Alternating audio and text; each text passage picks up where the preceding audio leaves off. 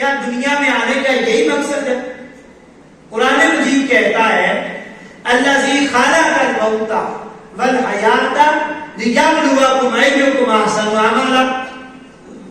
فرمایا مقصد یہ نہیں ہے جو تم نے سمجھ رکھا ہے کہ جمع آوری ہو جائے، دولت اور تزکین و آرائش سہولیات سے مزین زندگی ہو جائے. یہ ہرگز دنیا کی زندگی میں آنے کا مقصد نہیں ہے.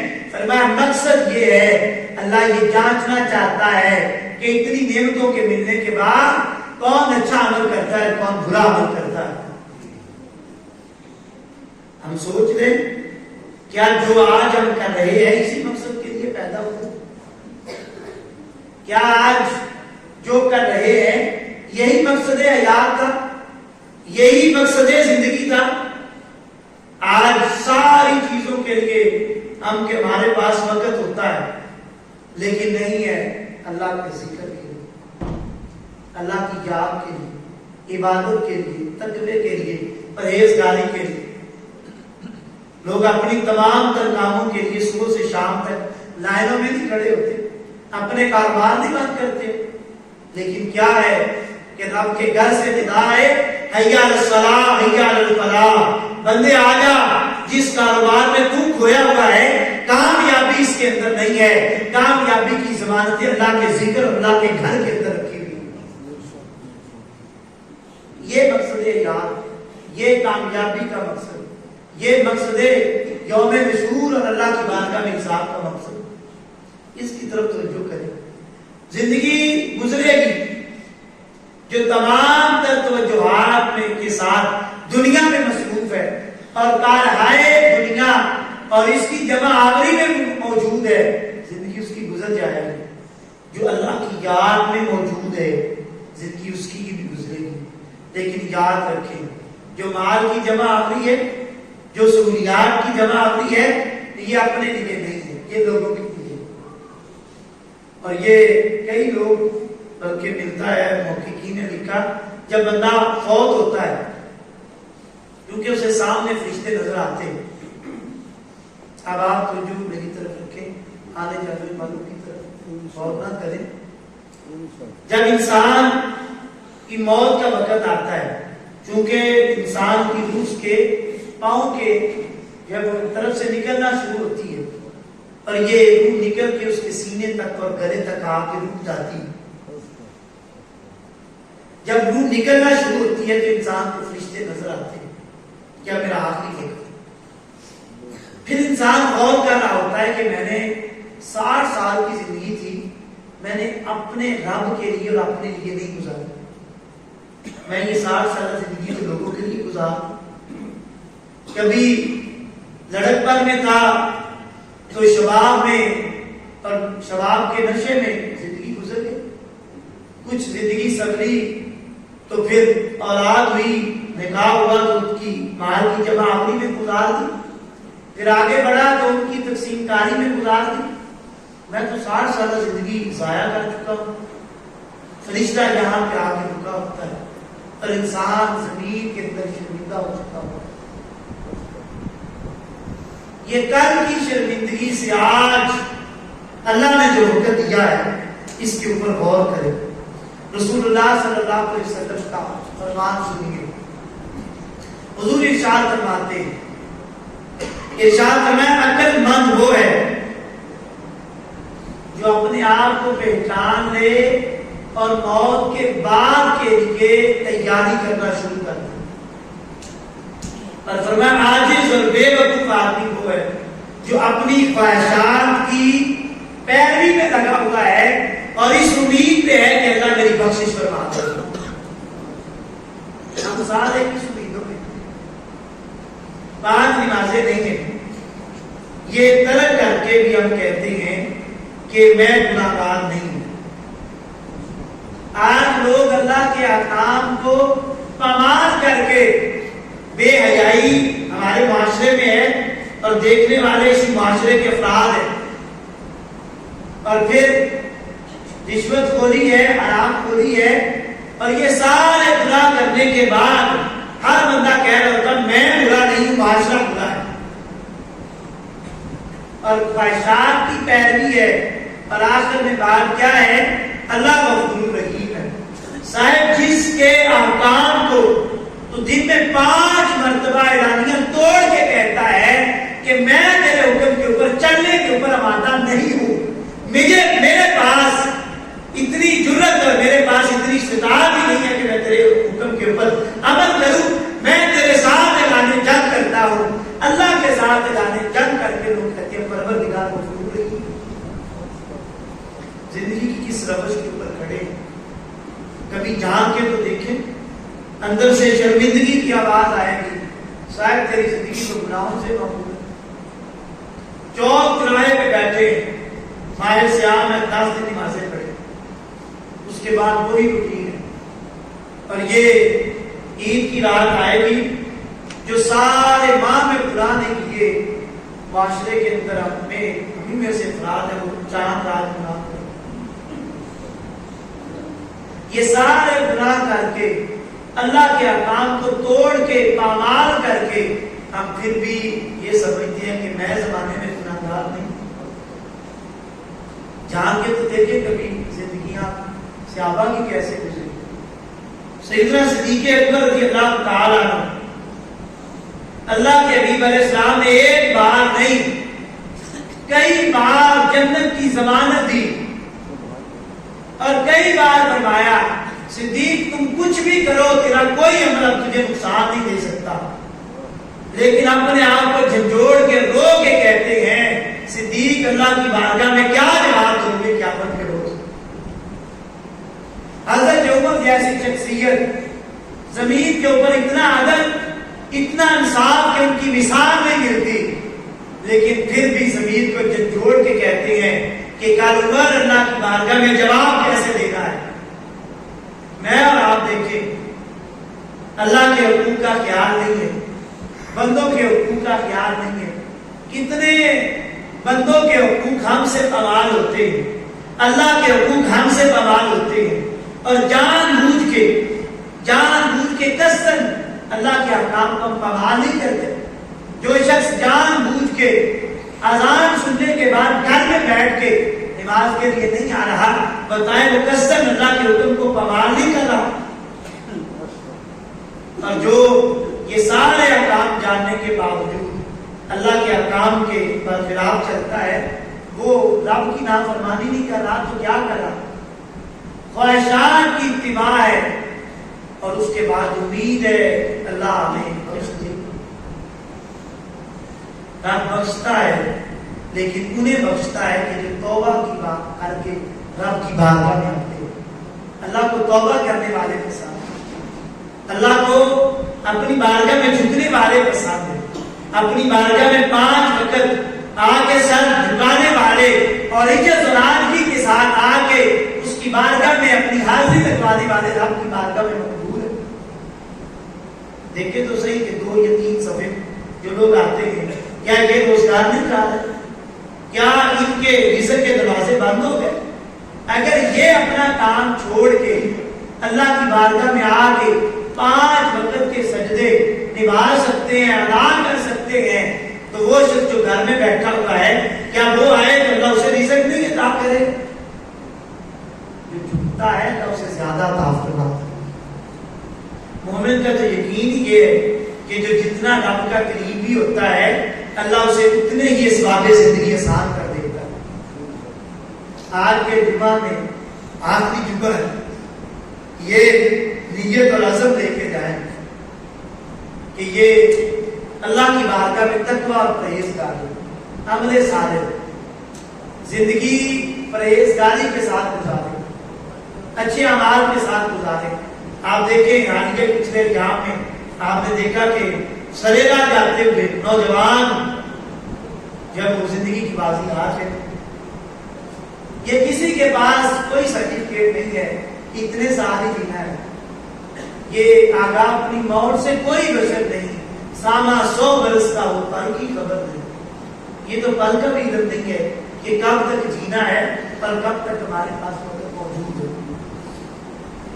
اچھے اعمال کی دوری کا بڑا سبب ہے کہ لمبی امیدیں، جب ہم لمبی امیدیں لگاتے ہیں اور اپنے ضمیر کو اپنے دل کو اس بات پہ مطمئن کر لیتے کہ میں نے ابھی مرنا نہیں ہے، تو پھر ہمیں شیطان کہتا ہے کہ ابھی گناہ کر، ابھی نہیں تمہیں مرنا، اور یوں انسان پھر گناہوں کی طرف بڑھتا ہے، اور پھر وقت آتا ہے کہ یہ بڑھاپے کی دہلیز پہ بھی چلے جاتا ہے، پھر یہ شیطان کے گھر میں رہنے نہیں دیتا، اور پھر اس سے سجدوں کا نور ایسے چھن جاتا ہے، یہ جھکنا بھی چاہے تو پھر اس کے پاس سجدوں کی توفیق نہیں ہوتی۔ بہترین عبادت جوانی کی عبادت، میزبان رسول حضرت سیدنا ابو ایوب انصاری آپ حدیث روایت کرتے ہیں، کہتے ہیں اللہ کے حبیب علیہ السلام کی خدمت میں حاضر تھا، ایک شخص حضور کی خدمت سراپا اقدس میں حاضر ہوئے۔ ابن ماجہ میں یہ حدیث ہے، انہوں نے عرض کی، اے اللہ کے حبیب علیہ السلام علمنی واوجز، مجھے کچھ نصیحت کیجیے اور مختصر چند کلمات میں مجھے کوئی ایسی باتیں سکھا دیں تاکہ میں عمل کروں، پروردگار مجھے جنت عطا فرمائے۔ حضور نے 3 کلمات ارشاد فرمائے، دل کے کانوں سے سنیے اور عمل کی نیت سے سنیے۔ کاش آج ہم جمعہ اس آخری جمعے سے لوٹے تو یہ تینوں کلمات یہ دل کی کلی کے اندر یہ حضور کے فرمان یہ محبت کے ساتھ جم چکے ہوں اور یادداشتوں کے اندر یہ پختگی جو ہے وہ پکڑ چکے ہوں۔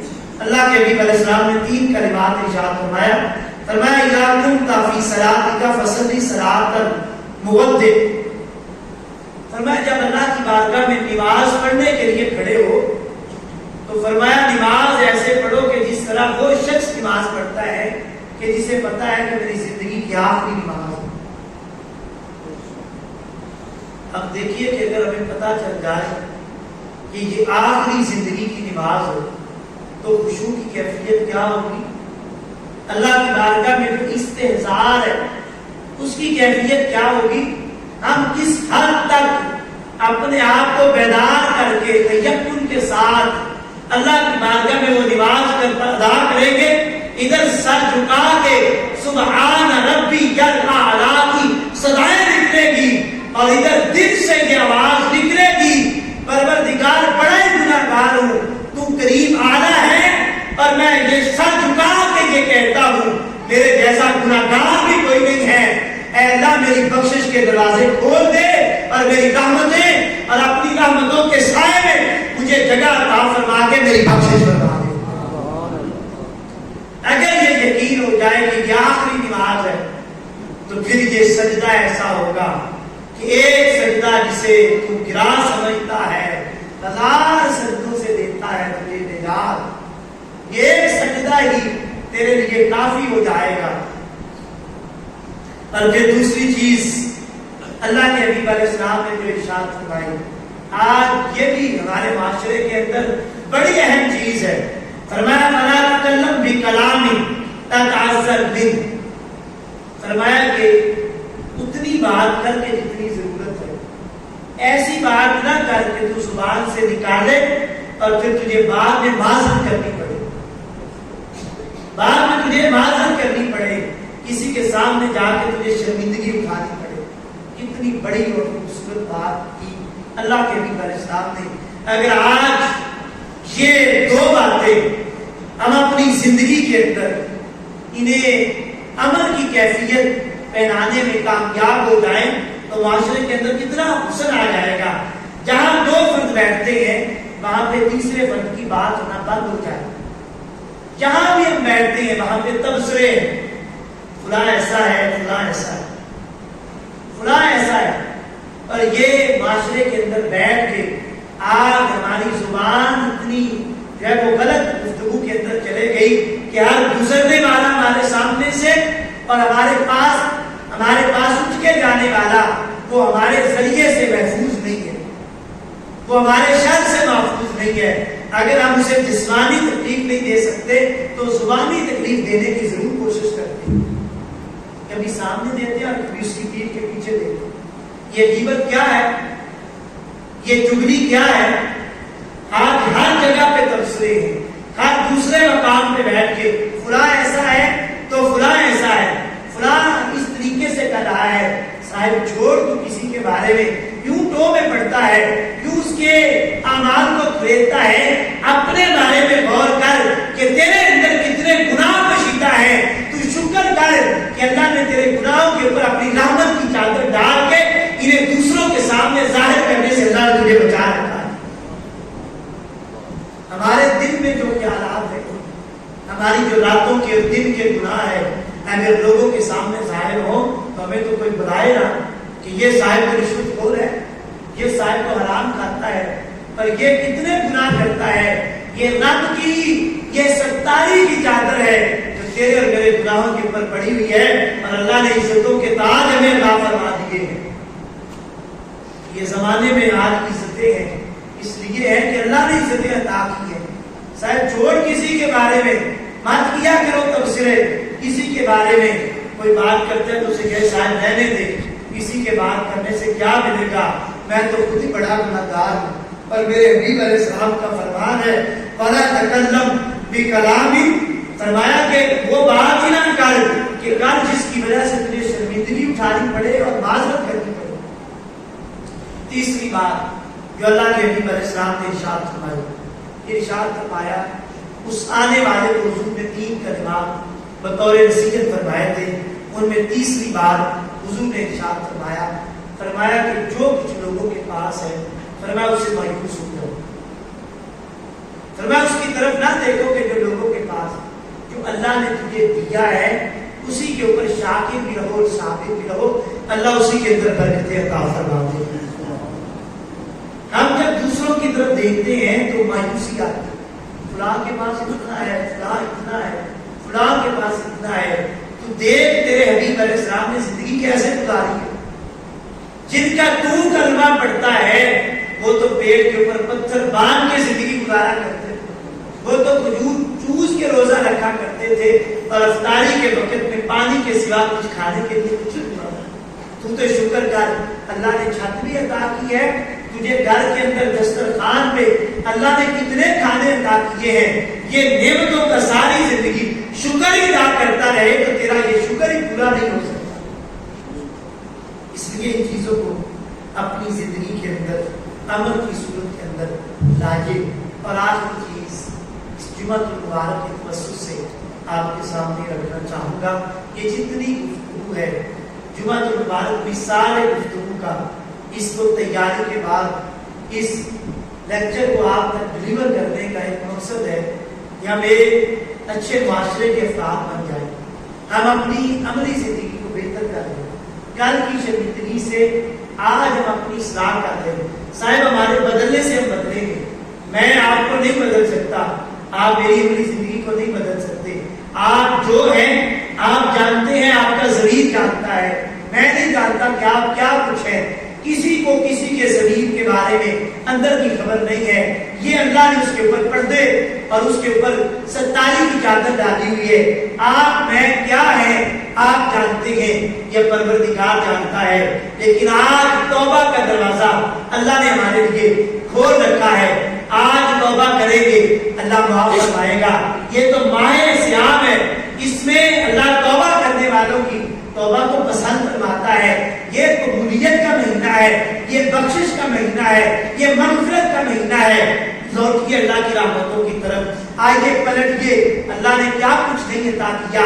آج دسترخوان کے اوپر انواع و اقسام کے کھانے ہیں، آج کتنی چیزیں ہیں ہم شمار نہیں کر سکتے، طرح طرح کے لباس ہیں، اقسام کی چیزیں ہیں، نعمتیں ہیں، فراوانی ہیں، لیکن ایک شکر اور ایک سجدوں کے نور سے زندگی کھانی ہے۔ لوٹیے، اپنی عمل کی کیفیت کو بدلیے، اللہ کی بارگاہ میں مقبول بندوں میں اپنا شمار کرنے کے لیے عمل صالح کی طرف بڑھیے، اور یہ نیت اور یہ عزم لے کے لوٹیے کہ میں دنیا میں لوگوں کو راضی کرنے کے لیے کیا کچھ کر گزرتا ہوں، لیکن اب میں دنیا کے لیے نہیں، اپنے پروردگار کو راضی کرنے کے لیے اپنی زندگی کو 5 وقت کے سجدوں سے مزین اور خوبصورت کر دوں۔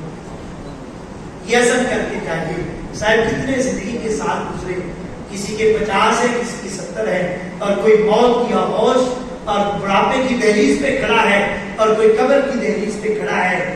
یہ صرف ایک پیغام آنے کی دیر ہے. آج اللہ نے وقت دیا ہے, آج توبہ کا دروازہ ہے, آج مسجد کا دروازہ کھلا ہوا ہے, آج سارے راستے کھلے ہیں. آج لوٹیے, عمل کی طرف بڑھیے, اصلاح سیاق کی عزم کر کے لوٹیے کہ اب کے بعد نہ کوئی نماز ترک ہوگی, نہ ہم سارے میں کوتاہی ہوگی, نہ میں کوئی گناہ کرنے کی کوشش کروں گا. اور پھر یہ دعاؤں کے ساتھ لوٹیے کہ پروردگار آج میں نے عزم کے ساتھ دل سے یہ امید کر کے اور یہ دعا کر کے یہ ڈھارس باندھ کے تیری رحمت پہ مالک میں آ گیا ہوں, تیرے کھلے دروازے ہیں. اے اللہ آج کے بعد میرے سجدے بھی قضا نہ ہو اور مجھے گناہ کی طرف جانا بھی نہ پڑے. اے اللہ میرے لیے گناہ کے دروازے ہمیشہ کے لیے بند فرما. یہ عزم کر کے لوٹیے گا. آخری حدیث پاک ہے رحمت کونین سید عالم صلی اللہ علیہ وآلہ وسلم نے ارشاد فرمایا, آپ سے پوچھا گیا ایجل عملی احب الی اللہ, سب سے خوبصورت عمل اللہ کی بارگاہ میں کون سا ہے؟ تو اللہ کے نبی علیہ السلام نے ارشاد فرمایا سب سے بہترین عمل جو رب کی بارگاہ میں محبوب ہے, فرمایا وہ عمل ہے کہ جو ہمیشہ کیا جائے انشاءاللہ, اگرچہ قلیل ہو لیکن ہمیشہ ہمیشہ. فرض کے بعد نوافل زائد عبادت ہے, تھوڑے بے شک کریں, ہمیشہ کریں. صدقہ کرنا شروع کیا ہے, اگرچہ تھوڑا ہے لیکن کوشش کریں اسے ہمیشہ جاری رکھیں. باعث آپ کے اندر بخشش کے دروازے